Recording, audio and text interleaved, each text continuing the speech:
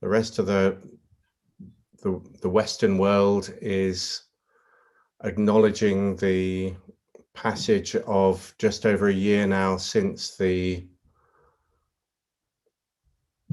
unlawful killing, the murder of George Floyd, which proved to be an event that awakened so many people, not just in America where it happened, but also around the world, to the continuing problems caused by racism.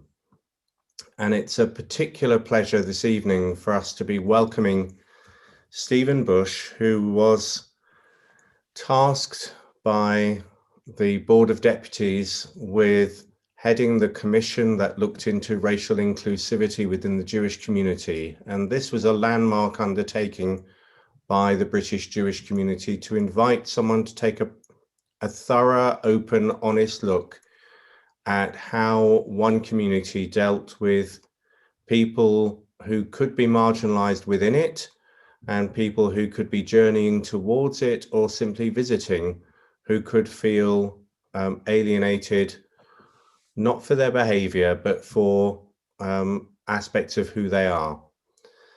And Stephen was asked to take this task on, given his track record as an award-winning journalist, both the runner-up of the Young Journalist of the Year Awards category in 2015, but also awarded the Political Studies Association's Journalist of the Year Award in 2017.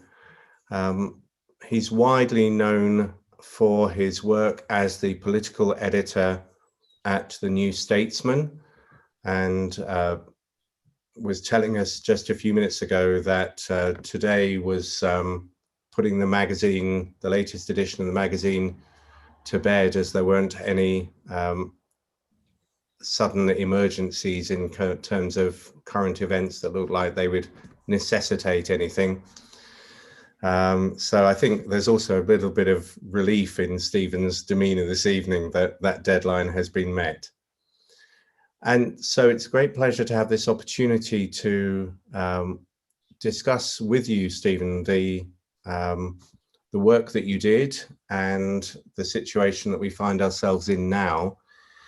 For everyone who's here, the format of the evening will be that I've suggested a few opening questions to Stephen that I'll be asking him. And we're hoping that those might take around half an hour, 35 minutes, so that leaves about the same length of time for questions from you that you've already got framed in your heads or that come up in the course of the next half an hour or so. And as we are streaming this evening live, if you're happy to appear on screen and wish to ask the question yourself, then let me know and I'll call you so that you can ask your question. If you'd prefer for the question to be asked by me on your behalf, then just indicate that when you write a question into chat and I'll do that on your behalf. So without further ado, if I may say, welcome, Stephen, and thank you very much for giving us the time this evening to join us. And we know that you've lost count of the number of meetings like this that you've done, and I sympathize that they're all mediated through the, or not nearly all have been mediated through the Zoom screen. But perhaps you could begin by telling us, you produced this landmark report at the request of the Board of Deputies. Having produced it, what do you see as the value of the report for the Jewish communities in the UK? It's almost like asking you to imagine a world without this report having been produced and comparing it to the one now this has been produced. Well, so I think the value of this report to our community is, I was about to say, is threefold, and I realized I was doing the thing our podcast producer always tells me off, which is committing to a list before I'm certain that I'm not going to run over on that list. But I think its value is firstly that it means that our own history and diversity will hopefully be better known and better taught. Now, in many cases, that's because the report stands on the shoulders of people who've done a great deal more work over a very long amount of time, whether that's JCOR, whether that's Harif, whether that's Sephardi Voices.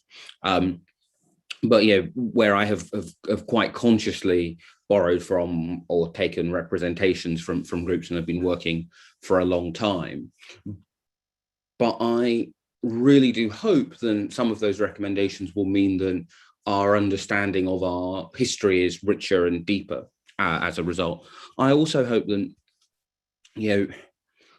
one of the things I often talk about is I think there are two types of societies, and in which we say something, well, to use a kind of resonant British example, you can be a Remainer and you can be a patriot, you can be a Leaver and you can be intelligent, or societies in which you say, well, you can be a Remainer or you can be patriotic, you can be a Leaver or you can be intelligent.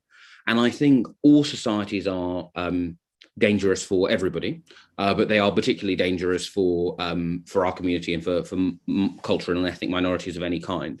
And I think the thing I hope this report does is demonstrate a way that you can talk about race and diversity in an and way rather than an or way. And I hope then, as well as that being something that we will model as a community as the report is implemented, is something which is useful for us as a whole.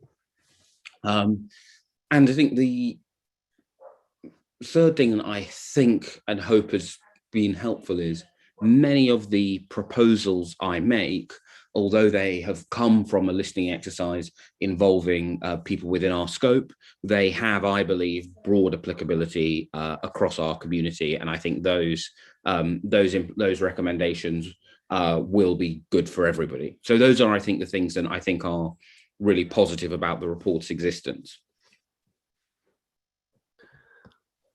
Thank you. And I already think you've given me something that I'll take away from this evening in terms of the and society versus the or society. And that in itself is a useful form of words, I think, for us to have. I guess you would have published this with a mix of hopes that you have for it, and also a number of fears that you have, quite possibly based on your experience as a political journalist, political editor. I wonder if you could just talk me through some of those hopes, what you would have, are loving the idea of seeing the possibility of, and the ones that you're really afraid could happen if the worst came to the worst.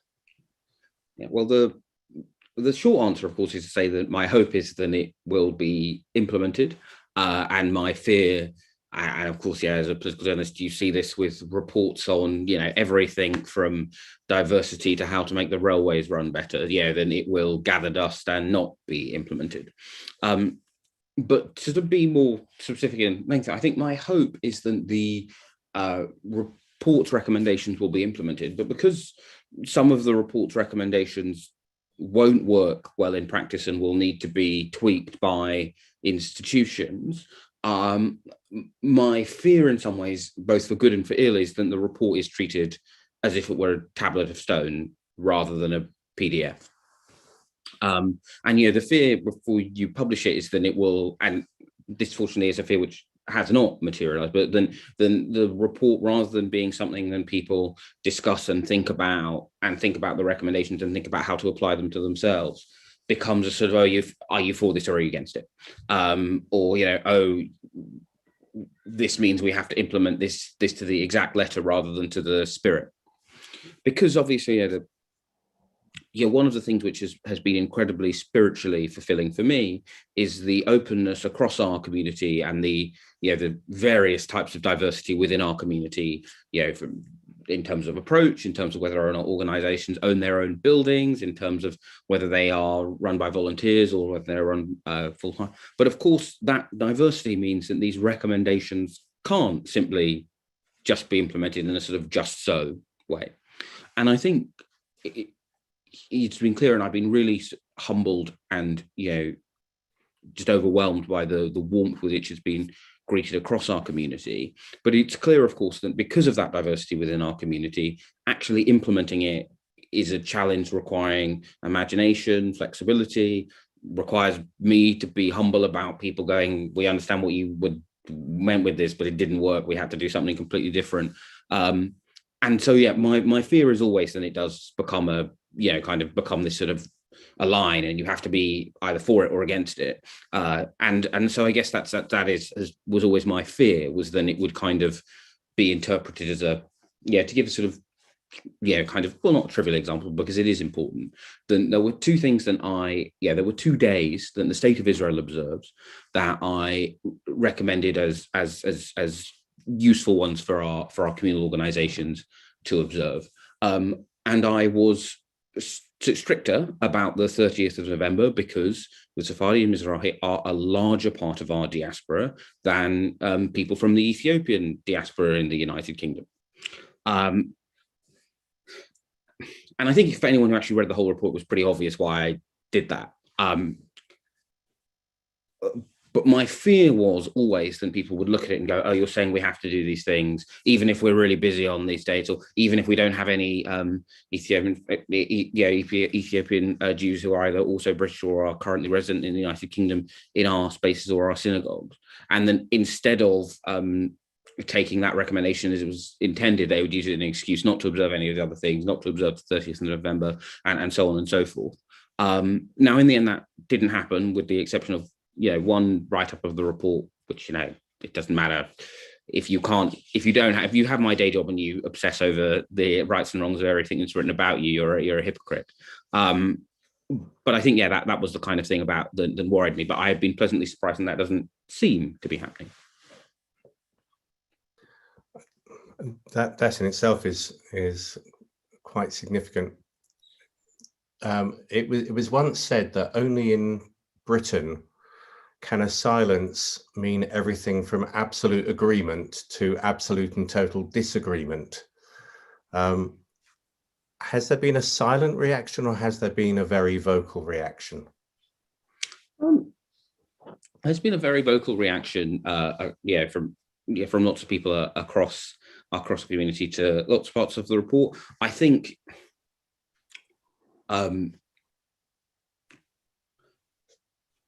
there were people who have a certain idea about what this report was going to be like, and they thought they weren't going to like it. And I think for some people, they found it kind of joyous, and it was much better than they expected. I think for some people, their reaction to it not being the thing they wanted to dislike has been silence. But you can't ever please everybody, and it would be the height of vanity on my part to think that I could. But I think actually there has been a genuine willingness to welcome it and engage with it across our community, rather than I hadn't heard that as a phrase before, but it does sum up so much of British life in a wonderful way. But I don't think there has been the kind of fraught, this silence means something, but what reaction, which is definitely something I did fear a bit when I was writing it. I'm pleased it hasn't been that quiet. I think that would have been a worrying sign, and it's good to hear that it hasn't been. Our audience this evening is drawn from people who are members of synagogues, mainly Reform, Liberal, Masorti synagogues, and they all have some involvement in the running of that synagogue, the leading of that synagogue, or just by being present and making everything worthwhile for those of us who are leading the synagogue. And I wonder if there are things that you would pick out that you would love them as individuals to perhaps focus on, and also putting that hat of synagogue and community leader on. What would you, if you could pick 1 or 2 or 3 things out of the report, you'd say, look, if you haven't read the whole thing and you are just waiting for advice as to what to do this, please. And of course, the answer to that could be very short: read the report. But putting that one to one side, where would you go with that? So I guess the recommendations I would ask people in any form of leadership role is firstly the chapter about creating welcoming spaces. Now, we know, unfortunately, that our community faces a serious and at times violent terrorist threat, and we've all had a deeply unpleasant reminder of that over the recent weeks. There is inevitably a tension between effective security and welcome. But the thing I would say then was very clear when we were looking at examples of best practice is the places people felt most welcomed was when there was someone who had a separate function for welcome. Once people were inside the synagogue. And when I talk about, recommendations, I kind of assume will benefit everybody. I think having a question of, okay, well, who is the person who is in charge of welcome? Rather than that necessarily something, well, the rabbi's in charge of welcome. Or the security in charge of welcome. Yeah, who's the person in charge of welcome or assisting with welcome?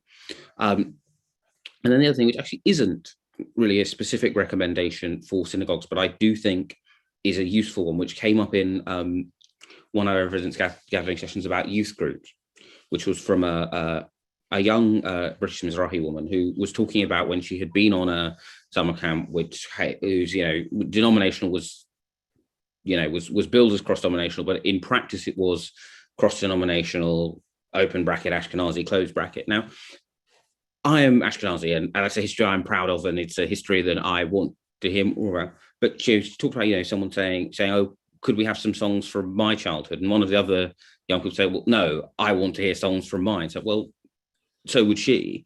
And to some people, it's as simple as it would be nice when someone's saying this is called an X, occasionally to go, but it can also be called a Y.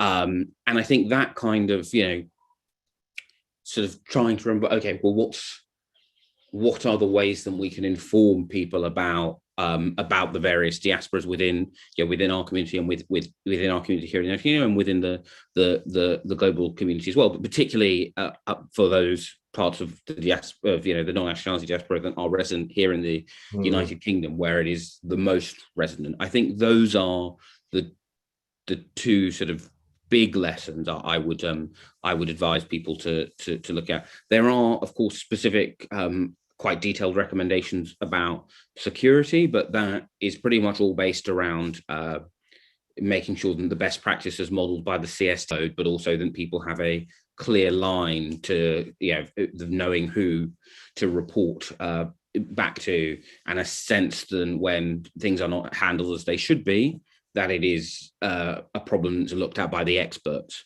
Those would be the things I would recommend. Thank you. A lot to think about there. And I think that question of how we make sure that our welcomes aren't profiled in some way is a critical one, because that taps into those unconscious biases that people can have. Who looks Jewish, who doesn't look Jewish, and whose definition are we using? So that's enormously helpful. I mentioned to you privately, just so that people don't think I'm surprising you with this next question, that I was particularly pleased that you had included a section that was on converts. And throughout my training and since, in fact, before my training, I've seen examples and been worried about the power imbalance that there exists between a rabbi and someone who is looking to and embarks on the conversion route. And so that there's a great risk entailed in that for anyone going through the conversion route or considering it. So my question is slightly more subtle, I hope, in that it's saying, did you pick up any indication that the experience of Black Jews, Jews of color, or people who are looking to come in from, who would come into those categories was any worse or any different to that might be experienced as a worry from anyone who is looking to convert and having to go into that vulnerable liminal place of changing a key part of their identity? It's a really good question. and unfortunately, I'm going to do what I always do with reading questions, which is do a kind of, well, look, on the one hand this, on the other hand that. In them, I instinctively think with all processes, right, whether it's, so at the moment I'm hiring a second political correspondent, right, then if I run that process badly, that means I am more likely to have a workplace where I end up with, a left-leaning Jewish or mixed race person who likes Arsenal, right? I'm more likely, when my process is bad, to recruit in my own image. And if your process is inadequate, I think that will always slightly punish people who are unlike ourselves. But of course, being unlike ourselves is a wholly movable feast in lots of ways. I think, and so instinctively, in terms of some of the recommendations,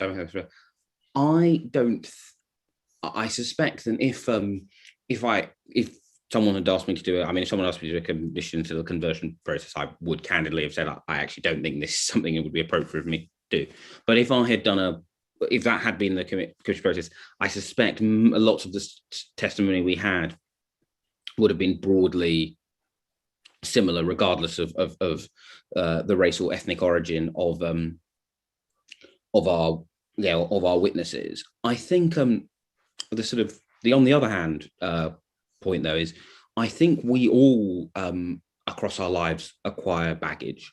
If for those of us for whom Jewishness is an ethnic identity, whether it's solely an ethnic identity or ethnic and a spiritual identity, or kind of somewhere between those two poles, we over time acquire what I always think of as a special ear, where we are more alive to something like, oh, that's racism, that's anti-Semitism, right? You kind of you grow accustomed to sort of hearing it and smelling it on the wind. And that's actually, unfortunately, that is a really important part of surviving, thriving, not having a conversation with someone who you realize, just dislikes you and there ain't nothing you can do about it. But I think it does also mean that when you hit against a process that doesn't work, you both have a resilience because you're prepared for it, but you sort of, it's compounded because it's reminds you of a series of difficulties you've experienced. And I suspect, therefore, that although the kind of the power imbalance, and I think you're exactly right to worry about it. And I think it is, the thing I will say is I was continually impressed at how much senior leadership across our denominations had thought about the power imbalance. However, there was also a gap between the impressiveness and robustness of the process that existed and processes that I, as someone who's not a convert or active, and the incredible anxiety and fear among witnesses who were converts, than to use this process was to create trouble for themselves. And I think, everyone's journey is different. I mean, obviously, I'm Jewish and I'm from sub-Saharan Africa, right? Those are my ethnic identities. But if you are someone who is who's converting from and you maybe from the Indian subcontinent, and you are leaving a family that is Sikh or Muslim or Hindu, right?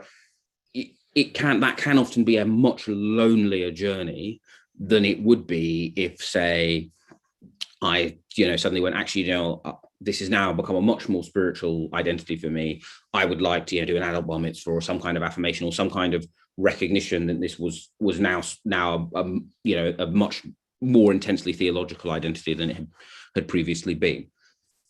So I think it always has more difficulties sort of the further outside of our community you're starting from, but your sense of being outside, of course, can be quite different, right? I mean, if you are a stunningly attractive blonde man who's married in and who suddenly feels that they actually have a spiritual connection, and actually for the first 10 years of your marriage, your parent and your in-laws were horrible to you, you probably feel quite vulnerable in the process of your conversion. And that's why I kind of think, so although I said, I think on the one hand, this on the other hand, I sort of think that actually processes that, and it's right and it's inevitable in the conversion process, has an imbalance of power, right? That is an inescapable dimension of that journey. But it's inevitable that that process is difficult for everybody. And I guess it's probably it is to me intrinsic to my understanding of diversity and equality law and why they matter, is then those standards do always protect everyone, and they do always ultimately affect everyone, albeit in ways that are, you know, refracted through our own lives and experiences.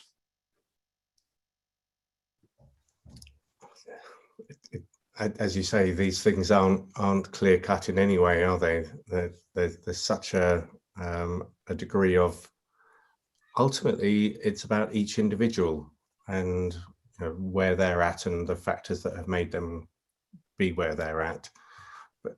But we can also see some general patterns, and I guess those are the things that you've been highlighting for us so far, and very helpfully, Stephen.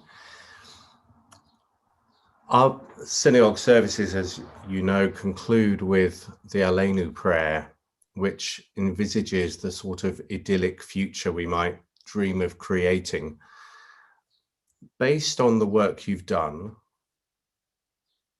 and kind of your assessment of where we're at as a community, I want to turn that, if you like, on its head initially. What are the biggest challenges that you see in us reaching the promised land that would follow, of course, inevitably, if every single one of your recommendations was implemented flawlessly and with good discretion by the people who are doing it? Yeah, so the barriers, and I'll leave aside, you know, people, the things, the fears I've talked about already. You know, the barriers are, of course, in many cases, I'm asking organizations that are run by volunteers or are dependent on donations from outside to protect their stuff. Then, you know, all of these things are conditional upon people's time, energy, them not having to deal with other things. I mean, you know, this feels sort of almost glib, but it is, you know, in deadly earnest. But in some cases, what's the biggest threat to the report being implemented? It's the synagogue roost bringing a leak, right? It's organizations suddenly having to deal with problems that they didn't realize they had instead. It's, you know, yet more demand. I mean, just to take, say, the swathe of recommendations I've made on schools, I think, yes, there is not a single recommendation I've made for schools that at least one school in our community is not already doing. But our schools in our community and across the United Kingdom are going to, have the challenge of helping children who've had a year of, and, you know, I say this with huge respect to people on this call who will have been juggling that and will have done the most amazing job possible. But nonetheless, it has been a disruptive time for children. I think everyone knows that. And one which it doesn't look like schools in our community or in anywhere in the United Kingdom are going to get the helping hand financially to meet that challenge from the government than we would wish. That's kind of the most obvious example, one where, through no one's fault, schools are overwhelmed with the sort of firefighting task they've been given. But kind of events, I guess, are sort of one of the probably the biggest thing I fear will sort of delay us on the way or prevent us reaching there. And then I'm always nervous that the report will be, I mean, I don't mean politically, obviously it's opinions about how it is inherently a political document, but when I say politicized, I mean kind of politicized not because of anything that's in it, but politicized because it kind of becomes pressed into an argument between different groups of people. And I think those to me are the big barriers. So events and then, internal conflict are the two things which can derail anything. Yeah. And I'm sure everyone here has seen those things happening in different ways in different places. You've talked in other spaces already and in producing the report about reviewing and coming back and looking at how things are going. Just to help us, perhaps as we finish this stage, I just wonder if you've got people from different synagogues, as I mentioned here.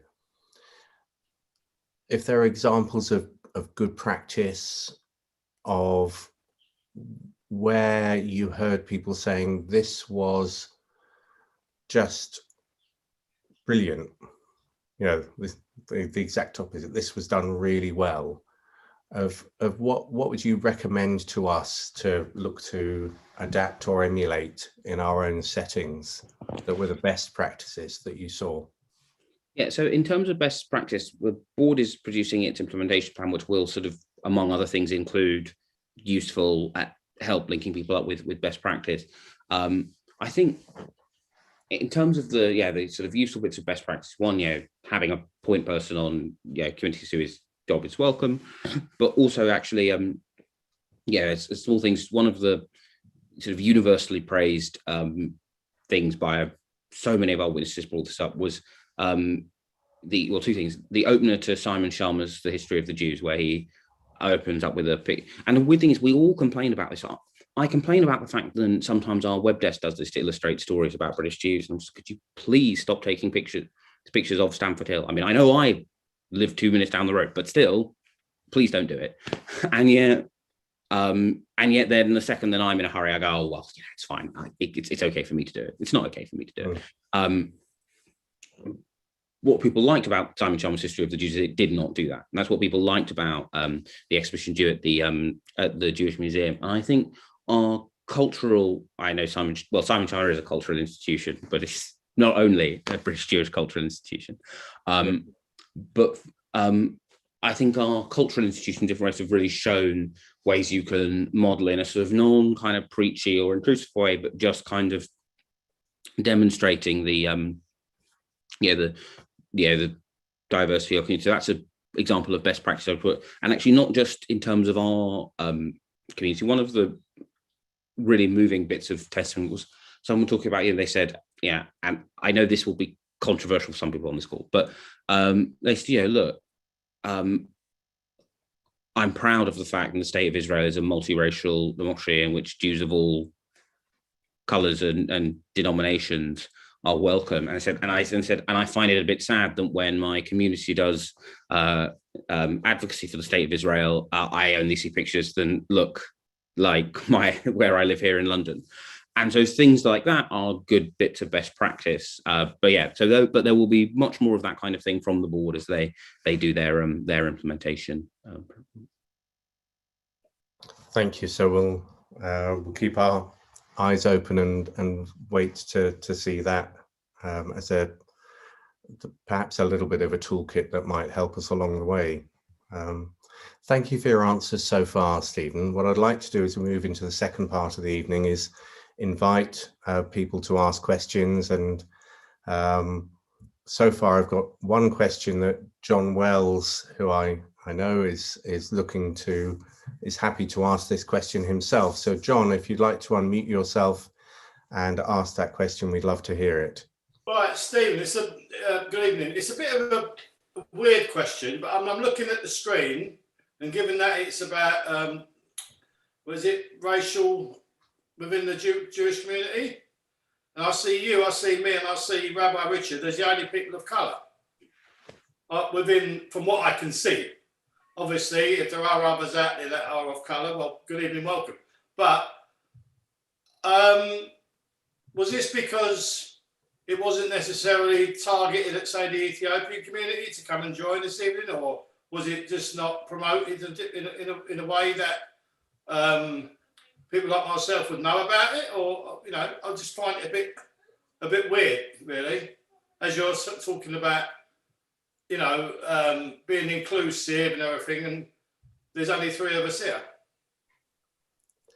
Thank you, John. And I'm aware that Stephen may like to give us an answer from his perspective or his experience and thoughts, and maybe just an observation, that's all. Yeah, maybe I should add a thought to it as well. Stephen, do you want to pick up on that lead from John? Well, I suppose my view, to be honest, is that because you are all, as I understand it, leaders of one kind or another in your communities, and it's important that leaders therefore lead, right? One of the things that I think has become a huge problem in Britain as a whole, whether it's CEOs or and actually both the leader of the opposition and the prime minister do this, right? So people run the organization go, oh, diversity, oh, don't worry, we have a black woman who's in charge of that, and they kind of just defer the issue off to someone who to someone who's not. But actually it's leaders, and I'm not saying this Rabbi Richard kind of it's all your problem, you have to do it, but leaders have to be the ones who lead on all issues, because if they don't, then it's a good way of going, well, I've palmed this off on someone else, but actually I don't think it gets implemented unless so I think the more important thing to me, at least, is that this is an event where leaders, regardless of, and also I know them, the way our witnesses felt about of color is there were many opinions as there were people, and I'm sure that there are similarly broad range of opinions. But I guess my feeling is the important thing isn't this event is one with people who are empowered to go and make change in their own synagogues and their own communal organizations, rather than necessarily being people who feel they are within the scope of the commission's remit themselves. Thanks, Stephen. And I think from our perspective, maybe there is a case for us to be looking at whether we're using conventional promotional methods and whether we're actually making the effort to try and make sure that this does go out to people who might not be reachable through the standard channels, and maybe that's something we need to consider a little bit more. So we'll have a reflect on that. Rad has raised a question in chat, and I wonder if you'd like to come forward and bring that one, Rad. Yes, I think I was teaching year 8 religious studies, quite a mixed group, lots of Muslims, lots of I don't like using the term people of color, but kids from different ethnic backgrounds. And as I was teaching them about clergy, I use that particular picture to the joy of my heart, so to say. I think perhaps we are missing something as a community, not using such beautiful examples to raise the awareness among ourselves. Any comments from both of you, dear hosts? Thank you, Rad. I think you're exactly right. And until you put it like that, I hadn't really thought about this, which is the thing that has been slightly strange about this process is people will, lots of our witnesses will say, would say, oh, I don't feel represented or seen in my own community. And then the bits of best practice they would have were examples of our community speaking to the United Kingdom, or if they'd lived abroad at some point, something that the Israeli embassy had done where they had printed our sort of outside face. And I think you're exactly right because I've seen people do presentations about our community to the United Kingdom in which they've used images of rabbis who are not the kind of traditional image of what a rabbi looks like, in heavy inverted commas. And I think so part of the challenge is going, well, okay, when we present ourselves, in a way we're better at presenting ourselves as we are to the community outside, right? Maybe this reflects the spaces I'm often in and the arguments I'm often in, but I feel I spend a great deal of time saying to people, well, actually there are loads of Jews in the United Kingdom who had never left the Middle East until the fall of the empire. There have been, and yet when I talk about the British Jewish experience, I assume that everyone else's story is, my story of my great-great-grandparents arrived here in the middle of the 19th century, etc., etc. So I think you're kind of exactly right. Then we should be better at telling our complex story to ourselves and not just to outsiders or in slightly mixed settings. Rad, I just wanted to give you an opportunity if you wanted to come back in response to Stephen. The answer can be no if you don't want to. I do, and I'm encouraged. I certainly am. I think we all of us can do it both internally and externally, so to say, that is within the community and outside, because I don't want to spend too much, but I was also observing how of all the countries with difficult history, Germany recently looked at immigrants as such, and the authorities decided to almost press, as bad as it sounds within the context of democracy, journalists to write some positive stuff about immigrants, and then statistics showed that the whole situation changed significantly. So I think with the current wave of anti-Semitism, and sadly, a lot of my students, my year 12 students, almost attacked me when we had, of course, during lunch, normally conversations about the BLM movement, and I was trying to present a more now Rabbi Richard knows my political views, so he will certainly understand, I hope, that it was a fairly moderate approach, and those kids, I think they were bordering on anti-Semitism, my year 12s, simply because the awareness is not there. And I'm talking about the beautiful makeup of our community. So thank you for all the. Thank you, Brad. Appreciate that. I have a question that I think the person asking would like me to perhaps present on their behalf, and I also want to add a little tweak to it, which is that we can find ourselves as individuals now going out into the wider community or fulfilling roles in the wider community, and in particular, one individual was saying that they're on the board of a charity, and that board is predominantly white. So if we have people here, apart from John, as he said, and someone else has joined since then, who I know is coming from a minority ethnic group background, the majority of the audience here might find themselves in settings, Jewish or not Jewish, where they have an opportunity to be an ally or a champion. What should we as individuals be doing to be better allies? Well,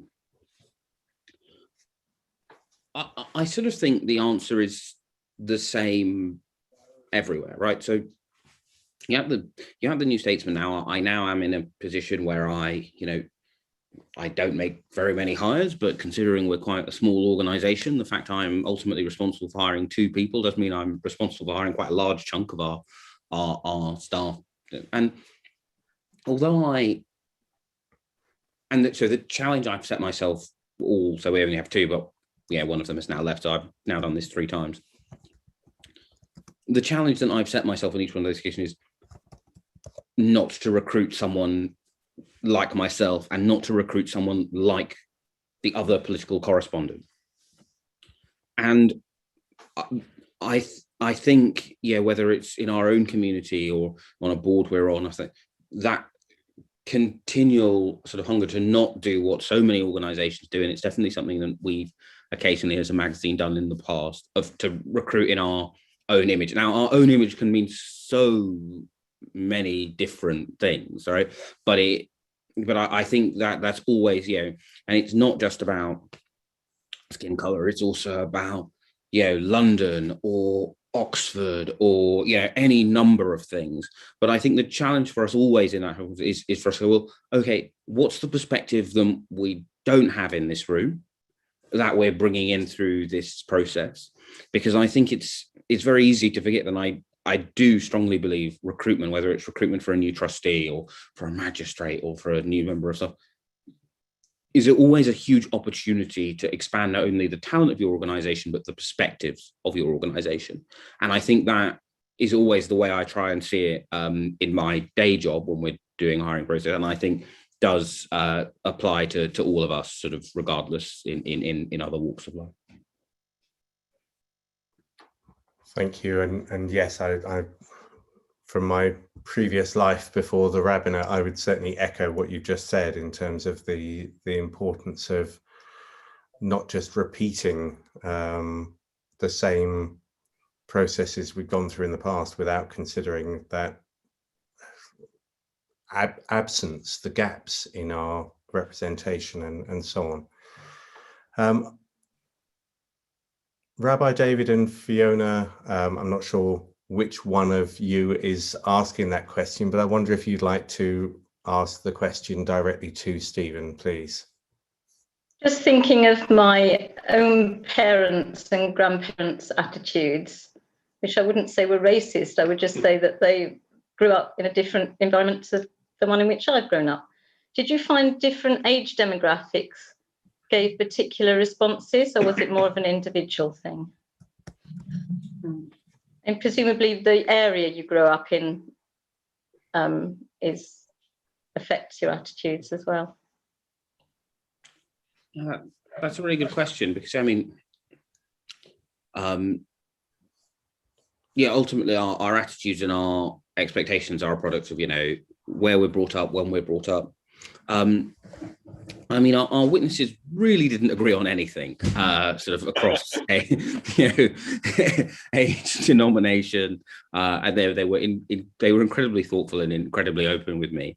But one of the things that was sometimes a challenge was there was not a great deal of consensus, and I think because this was the first time that our community had done something like this, we had testimony in some cases that was quite old because people had never had an opportunity to give any of it. And you would sometimes have, witnesses saying, oh, when I arrived here from Iraq in the 70s, this thing happened to me and I didn't think much of it at the time. And you could tell the younger witnesses were astonished and hurt that this was something that would happen in their community, and then this would not have been seen as a big deal.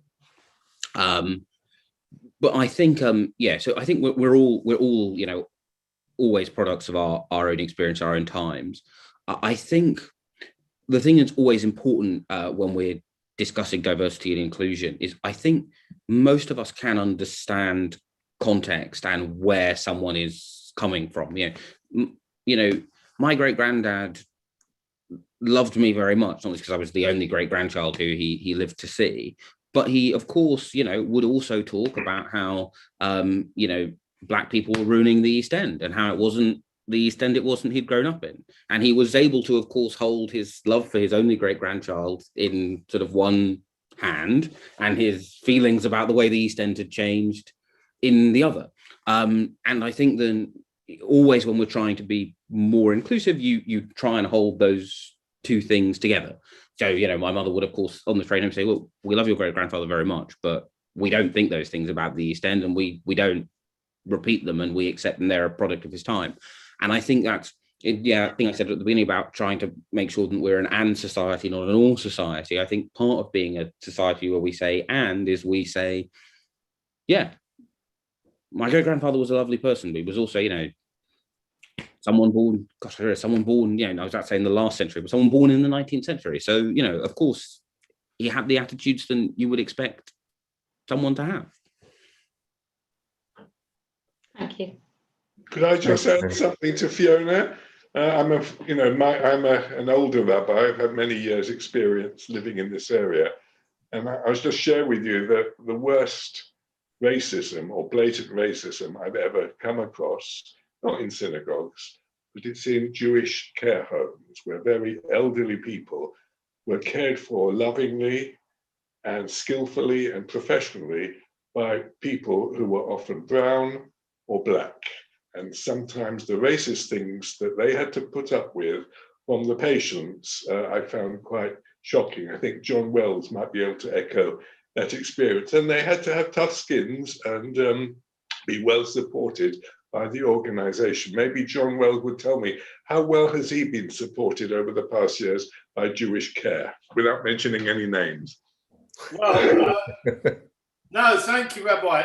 Unfortunately, I've been made redundant with Jewish Care, but in the time I was there, they've done such a good job in supporting me and generally taking care of me that I'm now in the process of conversion. So make of that what you will, you know.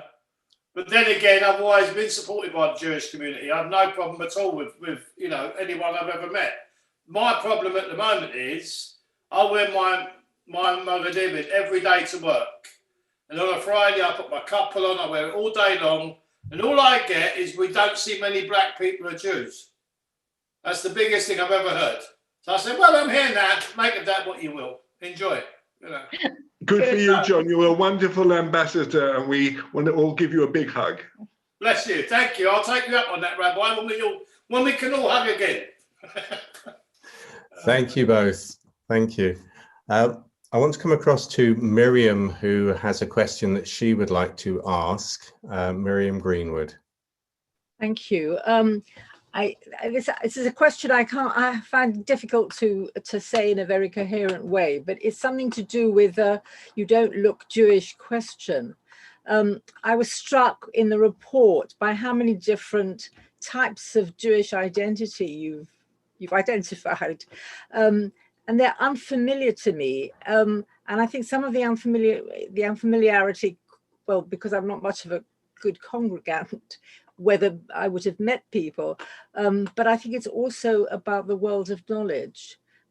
I know of the Sephardi community because they have somewhat separate structures.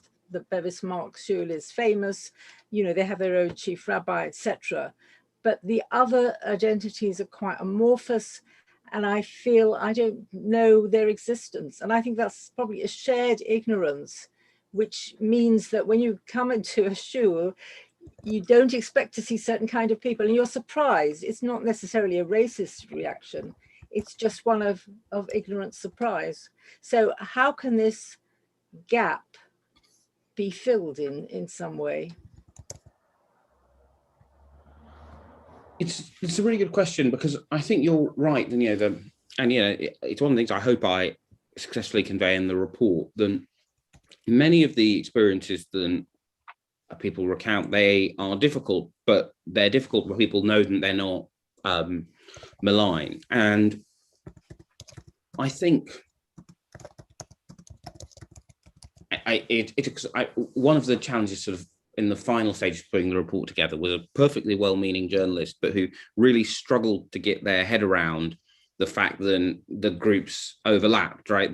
This idea, and sort of having to quite painstakingly explain to them, well, if someone is ethnically Chinese and they've been adopted by two Sephardi parents, they count as a witness for the perspective of the commission, both in the Sephardi bucket, as it were, and of course in the of color, as much as I know it's a term that I, for one, am a bit about, and lots of people are going about, but yeah, they count in both streams. Or if you're mixed race like I am, you count in two different streams.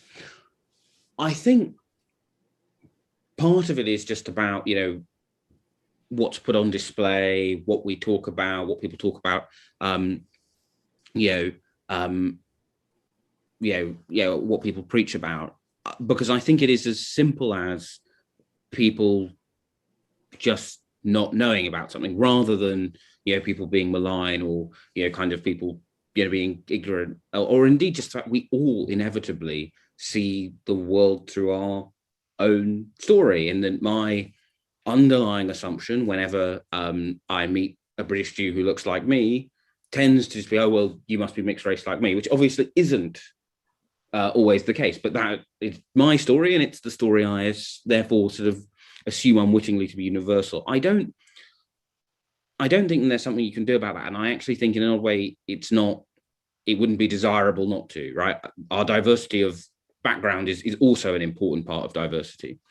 I think this is where the important thing is always creating welcoming spaces where people can talk and share each other's histories and stories in ways that do not feel judgmental or as if they're sort of a lab animal, rather than ones where people feel then their genuine interest in someone is malign or will be treated as such. Well, could I just say that I've gone through, having gone through the huge number of recommendations in the report, which I may not have fully grasped because there's so many of them, but this question of being able to identify what you're talking about doesn't kind of come up. I feel it really would be useful if there was simply more information. I understand this sort of intersectionality sort of thing that people cut across different categories, you know, it makes everything very complex, but that in itself can be documented in some way. I just think it would help the conversation and relationships if people could start with some more background knowledge than they have just of what they may have experienced in their personal life. Thank you, Miriam, for the thoughts as well as for the question, which was an interesting one for us to explore. Really appreciate that. I'm coming across to Adrian, please, if you would like to ask your question. Thank you. Thank you very much, Stephen, for making the time to be with us. I wonder, is it inevitable that we must make progress along a very slow incremental path? Or could it be possible that a series of significant step changes could occur if we're a bit bolder in our thinking? Yeah, I mean, I think, yeah, I'm an optimist. I feel one has to be, given the state. And I think, yes, sometimes change happens incrementally, but sometimes it happens. Well, I guess always the question is, well, what's incremental? From the perspective of some of our witnesses, some of the people, the people I was speaking, Jake or Harry, Sephardi Voices, the people who I've built upon the work of, if most of these recommendations were implemented over the course of 2 years, from my perspective, that would be a huge radical change brought about by my report. From their perspective, that would be an incremental change built on their work. I think we should always aim to make, in some ways, what you always hope is that change is kind of sort of like bankruptcy, but positive, right? Gradually, then suddenly. And I am optimistic that we can make significant changes quite quickly, because there is a huge amount of wisdom and best practice across our community. There is therefore lots of wisdom that we can sort of, and I hope through this implementation process, we will sort of plug it, kind of plug in and go. But I do hope that this report can be that type of moment. Thanks very much, Adrian. And a very helpful question for you to have given to us. I've got 2 more questions, and then I think we'll move to begin to wrap up. So the first of these comes from Juliet, who would like to ask something about welcome. Hello. You talked about welcome inside the synagogue, but I was just wondering, is there, I apologise, I haven't read the report yet, but I will. Is there something in the report about welcome outside? So in externally facing Facebook groups, obviously, if you can make imagery more inclusive, more representation in what we're doing externally, but is there anything in the report, or can you give any recommendations about encouraging welcome outside? Also, I imagine that there are people who don't want to partake in community things, but they are there and could, if they found the right community for them. It would be nice to engage those people and and draw them in a bit? There isn't, I'm afraid, and you asked, and I realize this is a huge oversight on my part. There isn't a recommendation about specific imagery for sort of Facebook groups or kind of other similar sort of ways that we sort of front face, although the recommendations I make do, I think, have fairly direct applicability. One of the things I talk about a lot, partly because a friend of mine from university likes to remind me of the irony of this recommendation being in there, because at university I made some remark about going to my great aunt and uncle for Passover, and they kept trying to get me to come to shul, get me to come to Sharon. I was like, oh, stop bothering me. I'm not. One of the things I specifically talk about in the report is that student organization should actively seek to find JSOC should seek to find people and not just kind of go, oh, you look a bit like my cousin, so maybe we should ask you.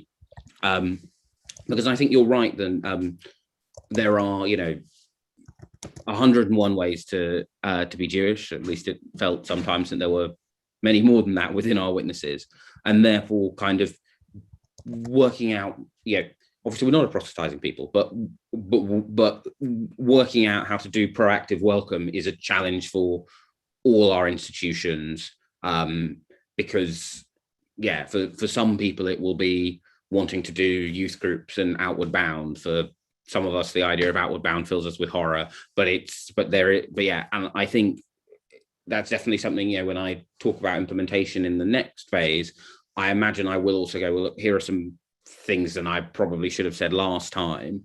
But no, that is a very good suggestion that should be in the report, but it isn't, I'm afraid.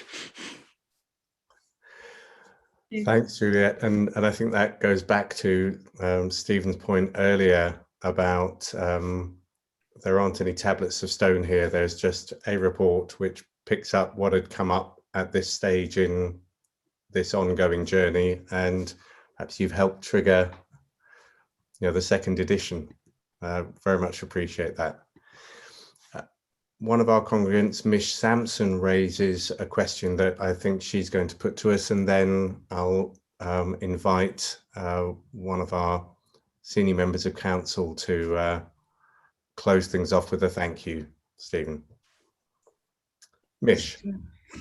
Stephen, thank you so much for tonight. You talked about, quite early in the session, you talked about what was needed sort of outside of the service to make people feel welcome when they come to the synagogue if they're a Jew of colour. And I'm always interested in the minutiae of the service itself. And we mentioned the Aleinu as being a piece of text that's doesn't present a diverse image of the world. It is already a bit problematic for most people. And we mentioned service music. Are there other aspects of liturgy in particular or within the service that we should highlight as things that should be reviewed if they're to be welcoming to Jews from more diverse backgrounds? Well, there is a chapter on some of the more difficult texts in the report, where I have been especially thankful and grateful for the wisdom of many people wiser than myself, although the category wiser than myself is a very, very large one, but this was right at the top of the wiser than myself category. I think the challenge for everyone always when we are doing any kind of front facing sort of messing out or preaching is always to try and remember the breadth of experience in our congregation, in our community. And so I think you're exactly right. And yeah, there are aspects of that, but I would on that very strongly steer towards what's in the report, because it's the thing where I both thought deeply about it and very carefully, but also where I am most dependent on the wisdom of others rather than me kind of extemporizing and saying the wrong thing. But I think that's a very good and very useful and very wise question. So thank you. So thanks, Mish. Appreciate that. And there's certainly an ongoing conversation for us to have in that regard, I'm sure, but appreciate that. Thank you, Stephen. Those are the questions that have been raised, and thank you for your honesty and very humble, if I might say, because I think I'm not sure there are so many people in that category of wiser than you, but we certainly appreciate your time. And Ben Glassman, who's our chair of rights and practices in our synagogue, and therefore is very interested in those aspects, with that hat on, those aspects of your report. But I know in personal terms he'll be interested in probably the wider sweep of it. But Ben, to you. Thank you. Indeed, I was very interested in the report in a number of ways. And in fact, right at the beginning of this session, when Richard said you'd come from the New Statesman and there'd be no breaking political stories that have held you back, as someone who works in government, my first thought was, glad we've kept everything hidden from you for another week. But in fact, while you were speaking and answering our questions, it struck me again and again that coming from a political background might have had quite a big impact on your report. So I kept being struck by how much you thought about how your report would be understood by different groups and how it might be even misrepresented, and instead that how conscious you were that the report's judged on its merits and that people hear the full range of voices that you did. And for that reason, it's been incredibly valuable to have you here expounding on the themes of your report and giving us so many examples of what you've heard and things that we can do ourselves and take them away. I think we've been very lucky to have you here explaining it to us. And it's been an incredibly engaging talk. And as Richard said, very modestly delivered as well. I think many of us will be thinking about the things you've said long after tonight. So I just wanted to thank you for joining with all of us and for making your report and its conclusions so much more accessible to us. Thank you, Ben. And if I could just add my personal thanks to you, Stephen, for all the answers you've given us this evening, and to everyone else who's joined and made this evening a very educational one for all of us, and one that I hope will ripple out into the communities of the Eastern Counties as the area that we represent, so that we can be part of the job of taking this report and firstly making sure it doesn't sit in any electronic equivalent of the bottom of the filing cabinet, and secondly helping it to yield the sort of whether we call it an incremental move forward or a big step, as Adrian's question brought out. I personally would love to feel that this evening has helped take something, bring it to life, and make it more likely to make a difference. So I'm going to say thank you again, Stephen. Good night to everybody. If you wish to unmute and voice your thanks or express it in any other way, then by all means do so. But we'll be ending the stream and end the evening there. Thank you all very much. Thank you very much. Thank you. Thank you. Thank you very much. Thank you. Thanks. Thank you so much. Interesting evening. Thank you. Thank you, Steve. Thank you. Thank you. Thank you so much for having me. It's been a great pleasure, Stephen. Thank you